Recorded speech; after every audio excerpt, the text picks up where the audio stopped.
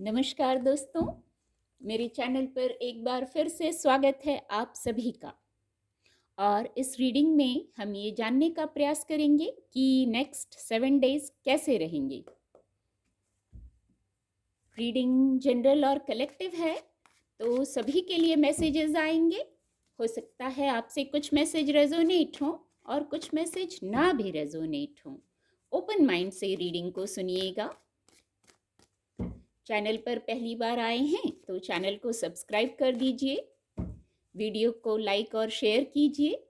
ये आपका समर्थन है मेरे लिए, और इस समर्थन के लिए मैं आभारी हूँ आप सभी की। तो चलिए जानने का प्रयास करते हैं कार्ड के माध्यम से नेक्स्ट 7 डेज कैसे रहेंगे, क्या हो सकता है, क्या गाइडेंस है, क्या ऊर्जा है।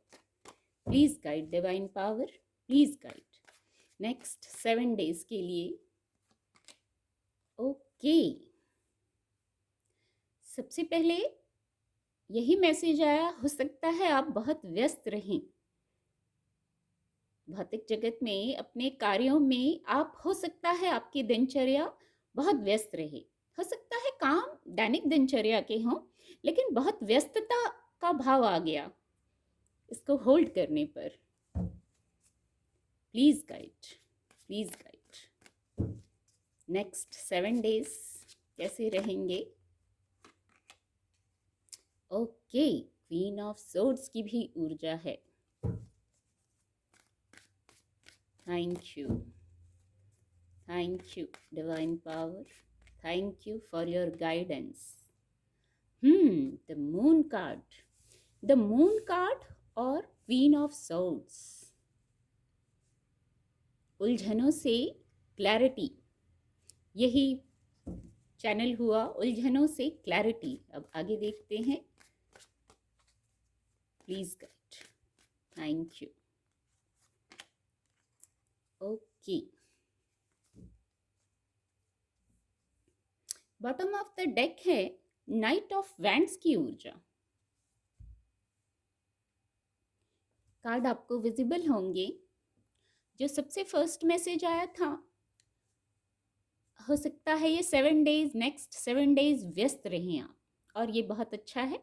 अपने रूटीन में, अपने कार्यों में व्यस्त रहें, बहुत फोकस्ड हो रहे हैं, या तो वर्क आपके पास ज़्यादा आ रहा है, ये ऐसी वाइफ साइन वर्क आ रहा है शायद आपके वर्क प्लेस में, भौतिक जगत में, यदि घर में है दैनिक दिनचर्या, क्योंकि माइनर अरकाना है तो आपकी दैनिक दिनचर्या के कार्य हो सकते हैं जो व्यस्तता भरे दिन निकलें।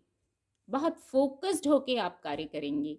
कोई ऐसा कार्य, कोई ऐसा काम आ जाए, आप जो भी कार्य करते हैं अपनी स्थिति से लीजिएगा, पर वहाँ बहुत फोकस्ड हो रहे हैं आप, बहुत जैसे फिजिकल वर्क लग रहा है। 8 है ना, शनि का अंक है।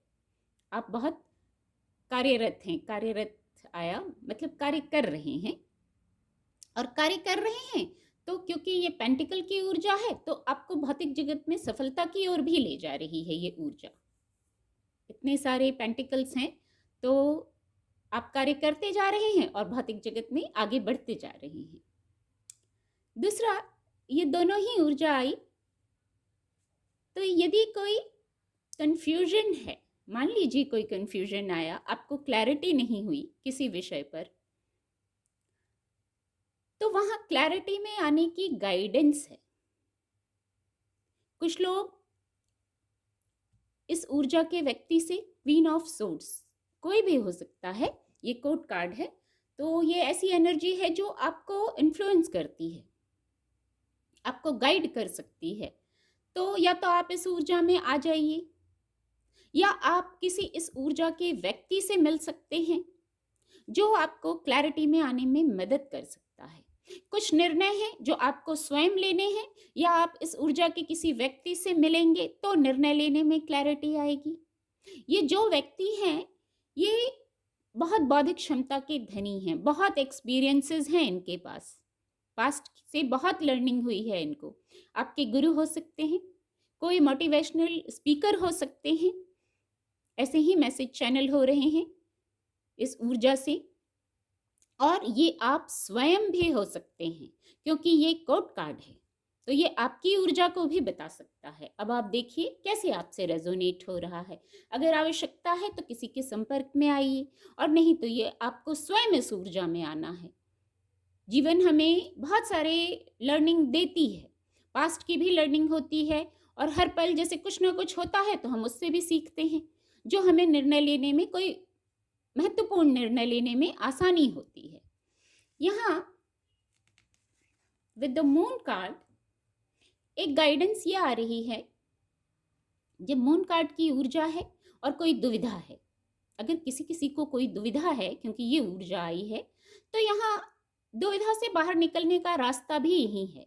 द मून कार्ड आपका मन, आपकी इनर वॉइस आपको गाइड करती है, हर स्थिति में गाइड करती है। अभी शायद आवश्यकता ज़्यादा हो जाती है तो आपको गाइडेंस मिलती है, आपका मन आपको गाइड करता है। किसी पर ब्लाइंड फेथ ना करें।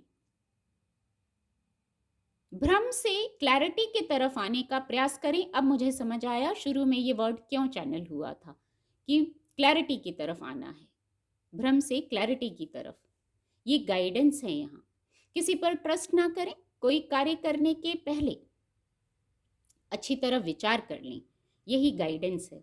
कुछ आपके बहुत नियर डियर हो सकते हैं, उन पर भी ब्लाइंड फेथ ना करें। अगर मून की ऊर्जा आ गई है तो ऐसा एक मैसेज है यहाँ, और ये आपका मन आपको बता देगा कि किस पर ट्रस्ट करना है, नहीं करना है, कैसे स्टेप लेना है।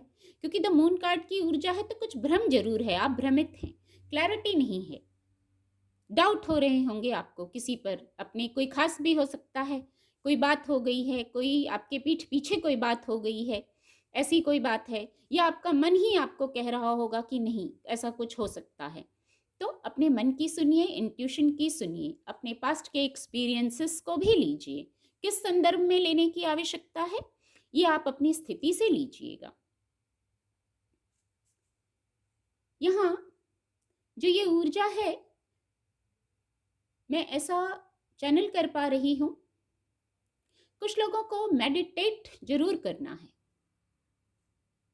मेडिटेट करना है, डिवाइन से कनेक्ट होना है। जैसे आपको हीलिंग की आवश्यकता है, आपको हीलिंग की आवश्यकता है, यहाँ ये भी सोर्स की ऊर्जा है, तो हीलिंग की आवश्यकता है, डिवाइन से कनेक्ट होइए। आपको पीस चाहिए, मन में जैसे बहुत कुछ चल रहा है, पहले कुछ हुआ है, क्योंकि 4 ऑफ सोर्ट्स के पहले 3 ऑफ सोर्ट्स आता है, वहां फोकस गया। स्प्रेड में 3 ऑफ सोर्ट्स नहीं है, पर उस कार्ड, वो कार्ड विजुअलाइज हो गया 3 ऑफ सोर्ट्स। तो पहले कुछ हुआ है जिसके कारण अब आपको मेडिटेट करने की आवश्यकता है, और जो हो गया, जो हो गया, यस, वहां से लर्निंग, ये कार्ड फिर मैं कनेक्ट कर पा रही हूँ। जो 3 ऑफ सोर्ट्स की जो ऊर्जा, जिसको जो अपने आप विजुअलाइज हो गई मुझे, जो हुआ, हार्ट ब्रेक हुआ, आइसोलेशन हुआ, आपको पेन हुआ, तो अब उससे खुद को हील करना है। आज बहुत अद्भुत रीडिंग है कि जो ऊर्जा नहीं आई है वो मुझे विजुअलाइज हो रही है। 4 ऑफ सोर्ट्स की ऊर्जा है, लेकिन मुझे 3 ऑफ सोर्ट्स भी इसके साथ, उसकी ऊर्जा को भी मैं महसूस कर पा रही हूँ। तो आपको हील करना है खुद को, हार्ट चक्रा को, अकेलापन, पेन, इससे बाहर निकलना है। और कैसे निकलेंगे, जब आप खुद को हील करेंगे, एनालाइज करेंगे, मेडिटेट करेंगे। शब्दों का विषय है, कुछ ऐसा हुआ है, शब्दों से ही आप एनालाइज कर लीजिए। जो शब्दों की चोट होती है वो शब्दों से ही, एनालाइज करने से ही जाती है। तो बस एनालाइज करना है और खुद को हील करना है, रेस्ट करना है। अभी भी आपके पक्ष में कोई बात है, भले कुछ आपके अनुकूल नहीं हुआ, ऐसा कुछ हुआ कि जो आपको आपके अनुकूल नहीं लगा, लेकिन उस पूरे घटनाक्रम में, पता नहीं यही मैसेज आ रहा है, जब आप एनालाइज करेंगे तो कोई एक बात ऐसी है जो आपके फेवर में है। अभी भी आप उस बात को, उस पॉइंट को आप यूज कर सकते हैं। अब ये देखिएगा आपकी स्थिति से कैसे रेजोनेट हो रहा है ये मैसेज। यहाँ नाइट ऑफ वैंड्स की ऊर्जा है, तो आपको स्टेप लेने की, with the night of wands आपको स्टेप लेने की आवश्यकता है।